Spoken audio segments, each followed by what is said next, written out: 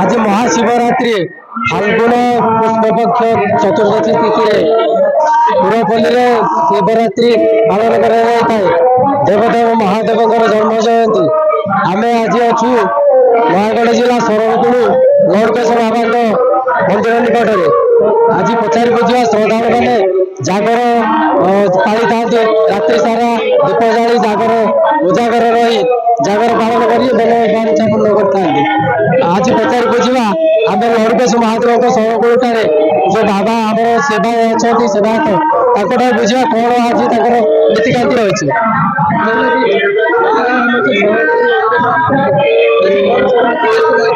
हर हर महादेव जय लड़ू बाबा प्रभु अकर्म कर्मदायक लड़ू बाबा आज महाशिवरात्रि जहाँकि शंकर भगवान जन्म जयंती भी सारा विश्व पालन करुबर अपार महिमा नीतिकांति ठाकुर राति 12टार मंदिर पहड़ फिटा जा अवकाश नीति मल्लभ सकाल धूप क्षीराभिषेक द्विपर धूप ये सब संपन्न बर्तमान भक्त मान दर्शन बर्तमान श्रृंखला भक्त मैंने दर्शन कर संध्या 7टार मंदिर सजन कर संध्या आरती एवं संध्या धूप रात्रि 10:30 पर मंदिर दर्शन बंद कर 11:30 आमर महादेव उठिब आ प्रत्येक भक्त मैंने से महादेव दर्शन कर प्रभु महाशिवरात्रि केमिति महादेव से व्रत सम्मान करेंगे।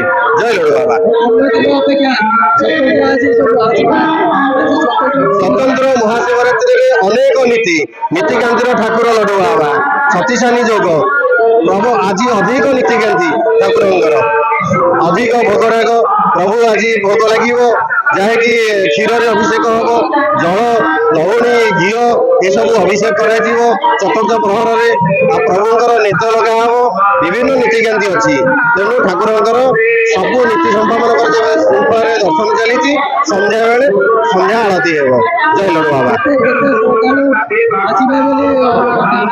बर्तमान 50,000 भक्त दर्शन कर सारे एवं लक्षाधिक भक्त कहीं आखपाख खाली ओडिशा नुह ओडिशा बाहर राज्य प्रभु लड़ू बाबा पाखक बर्तमान भक्त मैंने आसिक केमी दर्शन करेंगे भक्त भगवान मिलन हम लड़ू बाबा जे कि अकर्म कर्मदायक आम दर्शन करेंगे प्रभु को टिके से भक्त मान सुख छुटी मंदिर बेढ़ा बर्तमान ओम नमो शिवाय बर्तमान कंपी उठी आज केड़े आनंदित लगुच कि आनंद दिन आज हे लड़ू हे लड़ू बाबा आज पवित्र महाशिवरात्रि में प्रत्येक भक्तर रोग शोक सबू आपण हरण कर दिंतु। हर हर महादेव जय लड़ू बाबा।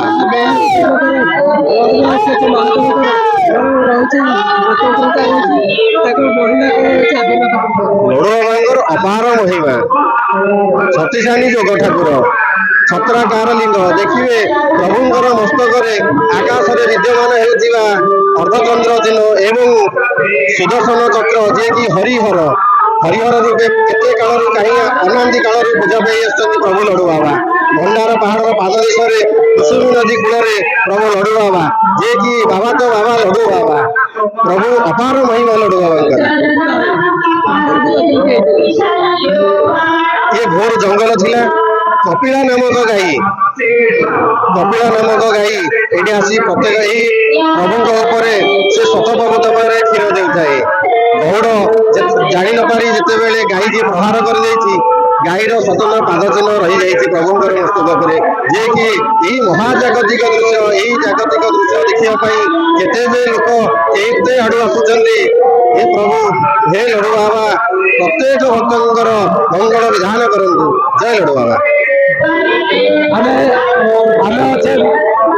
भक्त मान पाखे अच्छे किसी भक्त प्रतिक्रिया बुझा कौन तक रही प्रतिज्ञा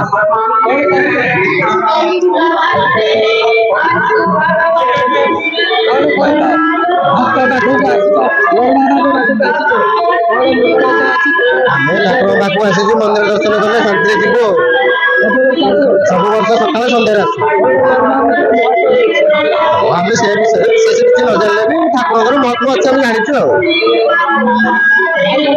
बुझा आ जन भक्त बुझा कौन अच्छी कौन विषय कहे କହିବେ ଲଡୁ ବାବା ଆସିକି ଆମର ବହୁତ ମନସ୍କାମନା ପୂରଣ ହେଇଛି ଆଗରୁ। ଆଉ ଆଜି ଆମେ ଲଡୁ ବାବାଙ୍କୁ ଜାଗରରେ ଦର୍ଶନ କରିବାକୁ ଆସିଛୁ। ଲଡୁ ବାବା ମାନ୍ୟତା ଠାକୁର। ଆମେ ରାତି ସାରା ଆଜି ଏ ଜାଗାରେ ରହିବୁ। ଆମେ ପାଲ ବି ପକେଇ ଦେଇଛୁ ଏଠି ବସିବୁ ବୋଲି। ଆମେ କଣ୍ଟିନ୍ୟୁରୁ ଆସିଛୁ। ଆଜ୍ଞା ସବୁ ବର୍ଷ ଆସୁ ଆମେ ଲଡୁ ବାବାଙ୍କୁ ଜାଗରରେ ଦର୍ଶନ କରିବା ପାଇଁ। ଲଡୁ ବାବା ଆମର ଆମକୁ ଗୋଟେ ବଡ ବିପତ୍ତିରୁ ଉଦ୍ଧାର କରିଛନ୍ତି, ସେଇଥିପାଇଁ ଆମେ ତାକୁ ମାନୁଛୁ। ଆମେ ମହାଦେବଙ୍କର ବିଷୟରେ କିଛି ବୁଝିଲେ, ଆଉ କିଛି ଭକ୍ତ ପଚାରିବା ତାଙ୍କର ପ୍ରତିକ୍ରିୟା କଣ ରହିଛି, ତାଙ୍କର ସେବା ବିଷୟରେ ସେ କିଛି କହିବେ। କଣ କହିବେ ଆଜି ନୀତିକାନ୍ତି ଉପରେ? ଆଜି ଲଡୁ ବାବାଙ୍କର ମହାଶିବ ଉପଲକ୍ଷେ ଲୋକ ଭକ୍ତ ମାନେ ପ୍ରବଳ ଭିଡ ମାତ୍ରାରେ ଦର୍ଶନ କରିବା ନିମନ୍ତେ ଆସିଅଛନ୍ତି। ଓମ୍ ରତ୍ନୈକଲ୍ପିତମାସନଂ ହିମଜଲୈ ସ୍ନାनं ଚ ଦିବ୍ୟାମ୍ବରಂ नानारत्न विभूषितं निगमदा मूलाङ्कितं चन्दनं जाते चम्पकबिल्वपत्ररचितं पुष्पं च धूपं। ଯାହାକୁ ଦେଖିବା ପାଇଁ ରାତି ପାଇଲେ 33 କୋଟି ଦେବତା ଦର୍ଶନ କରନ୍ତି।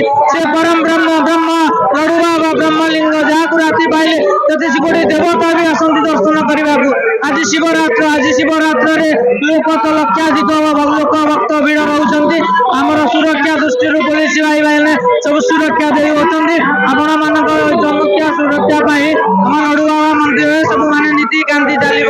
ରାତି ସନ୍ଧ୍ୟା 6ରୁ ଆରମ୍ଭ ହବ ପ୍ରହର, 4ଟା ପ୍ରହର ହବ, ରାତି 2ଟାରେ ପ୍ରହର ବନ୍ଦ ହବ। ଜୟ ଜଗନ୍ନାଥ। ଆମେ ଏବେ ଆଜି ଶରଣକୁଳ ଲଡୁ ବାବାଙ୍କ ଠାରେ ନୟାଗଡ଼ ଜିଲ୍ଲା ଶରଣକୁଳ ଲଡୁ ବାବାଙ୍କ ପୀଠରେ କିଛି ଭକ୍ତ, କିଛି ସେବାୟତ ଆଉ ଅନେକଙ୍କର ଆମେ ପ୍ରତିକ୍ରିୟା ରଖିଲେ। ମହାଦୀପ 10:30ଟାରେ ଥିବ। ଭକ୍ତମାନେ ସେମାନଙ୍କର ରାତି ଉଜାଗର ରହି ଦୀପ ଜାଳି ସେମାନଙ୍କର ମନୋବାଞ୍ଛା ପୂର୍ଣ୍ଣ କରିବେ। ସବୁ ବର୍ଷ ଯେମିତି ଟାଇମ୍ ରଖା ହୁଏ, ଆମର ରାତିରେ ମହାଦୀପ ଉଠେ ରାତି 12ଟାରେ, ସେହି ସମୟ ନିର୍ଘଣ୍ଟ କରାହେଇଛି। ଆଉ ଠିକ୍ ଟାଇମ୍ଲି ବି ଆମର ନୀତିକାନ୍ତି ସବୁ ଆରମ୍ଭ ହେଇଥିଲା। ସେଇ ନୀତିକାନ୍ତି ରାତି 12ଟାରୁ 3ଟା ଭିତରେ ସରିଯାଇଛି। 3ଟାରୁ ସାଧାରଣ ଦର୍ଶକଙ୍କ ପାଇଁ ଦର୍ଶନ ବ୍ୟବସ୍ଥା କରାହେଇଛି। ଶୃଙ୍ଖଳିତ ଭାବେ ଦର୍ଶକମାନେ ଦେଖୁଛନ୍ତି କେମିତି ଭକ୍ତମାନେ ଦର୍ଶନ କରୁଛନ୍ତି।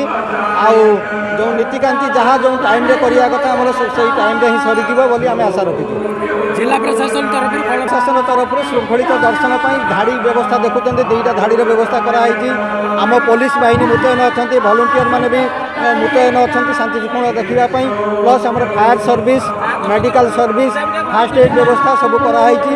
ଡ୍ରିଙ୍କିଂ ୱାଟର ବ୍ୟବସ୍ଥା ବି କରାହେଇଛି। ପାନୀୟ ଜଳର ସମସ୍ୟା ଯେହେତୁ ଖରାଦିନ ଆସିଲାଣି, ତ ପିଇବା ପାଣିର ବ୍ୟବସ୍ଥା ବି କରାହେଇଛି। ସବୁ ପ୍ରକାର ଭକ୍ତମାନଙ୍କ ପାଇଁ ବ୍ୟବସ୍ଥା କରାହେଇଛି। ହଁ, ଡ୍ରିଙ୍କିଂ ୱାଟରର ବ୍ୟବସ୍ଥା କରାଯାଇଛି। ମୁଁ SDPO ଶରଣକୁଳ ଅଛି। ଆମର SDPO ଶରଣକୁଳ ଅଛି। ଆଜି ଆମର ମୋର ନାଁ ହେଲା ନୀତିକାନ୍ତି ପ୍ରଧାନ। ଆମର ଏଠି ଲଡୁ ବାବାଙ୍କ ମନ୍ଦିରରେ ଆମର ଆଜି ବଡ଼ ପର୍ବ ଅଛି।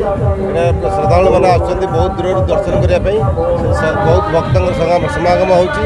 ତାକୁ ଶୃଙ୍ଖଳିତ କରିବା ପାଇଁ ଆମେ ଧାଡ଼ି ଦର୍ଶନର ବ୍ୟବସ୍ଥା କରିଛୁ। ସେଥିପାଇଁ ପୁଲିସ ପ୍ରଶାସନ ପୁରା ସବୁଆଡ଼େ ଲଗାଯାଇଛି, ପୁଲିସ ନିୟୋଜିତ କରାଯାଇଛି। ଆଉ ସେଥିପାଇଁ ଆମର ପ୍ରାୟ ପାଖାପାଖି 7 ପ୍ଲାଟୁନ୍ ପୁଲିସ ନିୟୋଜିତ ଅଛନ୍ତି। ସେଥିପାଇଁ ଆମେ ସଜାଗ ଅଛୁ, ସବୁଆଡ଼େ ଆମେ ସତର୍କ ରଖୁଛୁ, କେଉଁଠିକି ଯେମିତି ବିଶୃଙ୍ଖଳା ନ ହୁଏ ସେଥିପାଇଁ ଆମେ ସତର୍କ ଅଛୁ। ଟାଇମ୍ରେ ଆସିକି ପହଞ୍ଚିଯିବେ।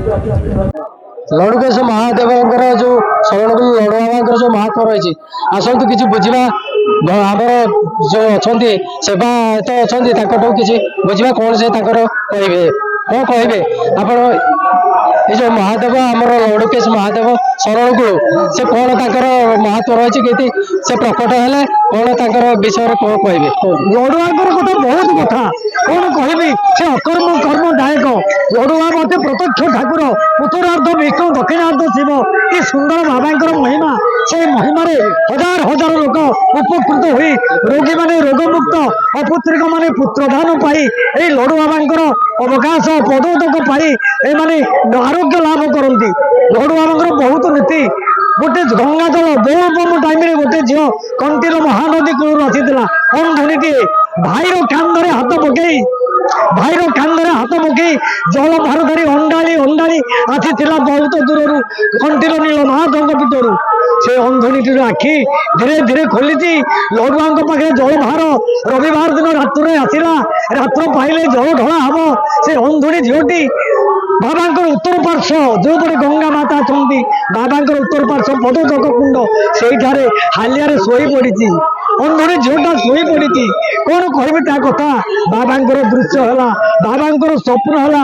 ଜଣେ ସାଧୁ ତା ମୁଣ୍ଡ ଉପରେ ଠିଆ ହେଇ କହୁଛନ୍ତି, ଝିଅ ଉଠ ଉଠ। ନା, ସେ କାନ୍ଦିକିରି କହୁଛି, ମୋର ଆଖି ନେତ୍ର ନାହିଁ, ମୋର ଆଖି ନାହିଁ, ମୁଁ କଣ ଦେଖିବି ପ୍ରଭୁ, ମୁଁ କିଛି ଦେଖିପାରିବୁ ପାରିବୁ। ଓ ସ୍ୱୟଂ ଲଡୁ ବାବା ଦେବ ଦେବ ମହାଦେବଙ୍କୁ ସ୍ମରଣ କରେ, ସେ ବାବାଙ୍କୁ ସ୍ମରଣ କରେ। ସେୟା କହି ଝିଅଟି କାନ୍ଦି କାନ୍ଦି ତାର ଆଖିରୁ ପାପଶ୍ରୁ, ତାର ନେତ୍ରରୁ ପାପଶ୍ରୁତକ ନିର୍ଗଳିତ ହେଇଗଲା। ଧୀରେ ଧୀରେ ତାର ଆଖିକି ଦୃଶ୍ୟ ହେଲା ଲଡୁଆଙ୍କ ମନ୍ଦିର, ଚତୁଃପାର୍ଶ୍ୱ ବେଢା, ବାମ୍ଫି, ଏଇ ବଉଳ ଗଛ, ଏଇ 10 ମହାବିଦ୍ୟା, ଏଇ 10 ଅବତାରକୁ ଦେଖିକିରି ଆଶ୍ଚର୍ଯ୍ୟ ହେଇଗଲା ଝିଅଟି। ଆବିର୍ଭାବ ହେଲେ ସେ ଜଙ୍ଗଲ ଭୀଷଣ ଏଇ ଭଣ୍ଡାର ପର୍ବତ ତଳେ ବାବା ଲୋକାୟତରେ ବେଲ ଗଛ ମୂଳ ତାରି ତଳେ ଲୋକାୟତ ହେଇଥିଲେ। ଆଗରୁ ଅସୁର ମାନେ ପୂଜା କରନ୍ତି, ଯେତେବେଳେ ଅସୁର ମାନେ ଲୋପ ହେଇଗଲେ ତାପରେ ସେ ଠାକୁର କେମିତି ଦେଖିବେ? ଏକ କାମଧେନୁ ସ୍ୱର୍ଗରୁ ଆସିକିରି ଜଣଙ୍କ ଗୌଡ଼ ଘରେ ଜନ୍ମ ହେଲେ। ସେଇ ଗାଈ ଅତି ସୁନ୍ଦର ସୁନ୍ଦର, ସେ ତ କାମଧେନୁ ମା ଜନ୍ମ ହେଲେ ଗାଈ ଗୋଠରେ, ଛୋଟରୁ ବଢେଇ ଛୁଆ ଜନ୍ମ କଲେ ସେଇ ଗୌଡ଼ ଗୁହାଳେ।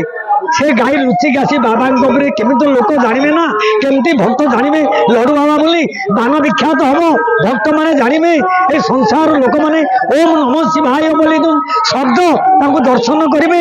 ସେ ଗାଈ ଲୁଚିକି ଗାଈ ଗୋଠରୁ ଆସି କ୍ଷୀରାଭିଷେକ କଲା। ଗୌଡ଼ ଛପି ଛପି ଆସିଲା, କହିଲା, ଆରେ ଏଡେ ସୁନ୍ଦର ଗାଈ, ଏ କ୍ଷୀର କରୁଛି କଣ? ସେ ଗାଈ ସେ ଲଡୁ ବାବା ଯୋଉ ଛତ୍ରକାର ଲିଙ୍ଗ, ଉତ୍ତରାର୍ଦ୍ଧ ବିଷ୍ଣୁ ଦକ୍ଷିଣାର୍ଦ୍ଧ ଶିବ, କି ସୁନ୍ଦର ହରିହର ମୂର୍ତ୍ତି, ତାଙ୍କରି ଉପରେ ଗୋଡକୁ ଓସାରି କ୍ଷୀରାଭିଷେକ କରେ। ସେ ଗାଈ କ୍ଷୀରାଭିଷେକ କରେ। ଗୌଡ଼ କଲା, କ୍ଷୀରେ ଗୋଟେ ପଥର ଉପରେ କ୍ଷୀର ଦଉଛି। ଗୌଡ଼ ମୂର୍ଖ ଠେଙ୍ଗା ଧରିଥିଲା, ଗୋଟେ ପ୍ରହାର କଲା ଗାଈ ପିଠିକି। ଗାଈ ଚମକିକି ଉତ୍ତର ଦିଗକୁ ପଳେଇଲା। ପୂର୍ବ ପଟେ ଗୋଟେ ପାଦ ଚିହ୍ନ ଆଉ ପଶ୍ଚିମ ପଟେ ଗୋଟେ ପାଦ ଚିହ୍ନ, ଏଇଥର ରକ୍ତ ଧାର ଧାର ଛୁଟିଲା। ଆଶ୍ଚର୍ଯ୍ୟ ହେଇଗଲା ଗୌଡ଼। ପୁଣି ଏଠୁ ଦେବବାଣୀ ହେଲା, କିରେ ମୂର୍ଖ, ତୁ ପ୍ରହାର କଲୁ ମୋ ଗାଈକି, ତୁ ଜାଣିପାରୁନୁ ମୂର୍ଖ ମୁଁ କିଏ? ସେଇଠୁ ଗୌଡ଼ ଚମକିଲା, ଯାଇକି ଲୋକଙ୍କୁ କହିଲା, ଆଦିବାସୀ ଲୋକ ଥିଲେ, ସେଇମାନଙ୍କୁ ପ୍ରକଟରେ କହିଲା, ଗାଁରେ ଯାଇ କହିଲା, ଏଇ ହରିହରପୁର ଗାଁ, ସେଇ ଗାଁର ଗୌଡ଼ ଜନବସିତ କିଛି ନଥିଲେ। ଏଇ ମନ୍ଦିର ବହୁତ ପ୍ରକାର ପୁରୁଣା ରଜା ଆସିଲେ। ଏ ରଣପୁର ରାଜାଙ୍କ ଅଣ୍ଡରରେ ଥିଲା। ନୟାଗଡ଼ ରାଜା ଯୁଦ୍ଧରେ ପରାସ୍ତ କରି ରଣପୁର ରାଜାକୁ ସେ କରାୟତ କରିଲା ଲଡୁଆଙ୍କ ମନ୍ଦିର। ସେଇ ଲଡୁଆଙ୍କ ମନ୍ଦିର କୀର୍ତ୍ତି ଗାରିମା ସବୁ ଏଠି ବାମ୍ଫି ଅସୁର ମାନଙ୍କର କୀର୍ତ୍ତିତ୍ୱ। ଏକ ଜଳ ଅଛି ଗଙ୍ଗୋଦକ, ଆମର ଗୁପ୍ତ ଗଙ୍ଗା। ଏଇ ମନ୍ଦିରର ଉତ୍ତର ପୂର୍ବ କୋଣରେ, ପଶ୍ଚିମ ଉତ୍ତର କୋଣରେ ଅଛି ଆମର ଗୁପ୍ତ ଗଙ୍ଗା। ଅତି ସୁନ୍ଦର ଜଳ, ମଧୁର ଜଳ। ତାପରେ ନୀଳସାଗର ପୋଖରୀ ଅଛି। ସେଇ ନୀଳସାଗର ପୋଖରୀ ଏତେ ଔଷଧୀୟ ଗୁଣ, ଆପଣଙ୍କ ଅଜୀର୍ଣ୍ଣ ହେଇଥିବ, ପେଟ ଜୀର୍ଣ୍ଣ ହଉନଥିବ, ଛାତିରେ ଜମା ହେଇ ଆପଣ ଖଇ ଆକୁଟି ମାରୁଥିବେ, ଏଇ ନୀଳସାଗର ପାଣି ଓಂ ନମଃ ଶିବାୟ କହି 3 ଆଞ୍ଜୁଳା ପାଣି ପିଇଦେବେ, ଦେଖିବେ ଆଜ୍ଞା ଆପଣ ପେଟର ଗୋଳମାଳ ଭାଙ୍ଗିଯିବ। ଏଇ ନୀଳସାଗର ମଇଳା ପାଣି ବୋଲି ଭାବିବେନି, ତାକୁ ଯେମିତି ଅଟ୍ରିରେ ଅଛନ୍ତି ସେମିତି ଜଳ, ଏ ଅତି ରୋଗମୁକ୍ତ ଜଳ ଆଜ୍ଞା। ନୀଳସାଗର, ନୀଳ ପୋଖରୀ, ଏଇ ପାଣି ଅତି ଔଷଧୀୟ ଗୁଣ ଅଛି। ଏମିତି ଆଜ୍ଞା ଲଡୁ ବାବାଙ୍କର କୀର୍ତ୍ତି ମହିମା କଣ କହିବି, ବହୁତ ପ୍ରକାର ବାବାଙ୍କର, କେତେ ଲକ୍ଷ ଲକ୍ଷ ଭକ୍ତ ମାନଙ୍କର ମନସ୍କାମନା ପୂର୍ଣ୍ଣ କରନ୍ତି ଏଇ ଲଡୁ ବାବା, ଏଇ ହରିହର ମୂର୍ତ୍ତି, ଏଇ ଲଡୁ ବାବା। ଜୟ ଜଗନ୍ନାଥ, ଜୟ ଲଡୁ ବାବା, ହରିହରାୟ ନମଃ।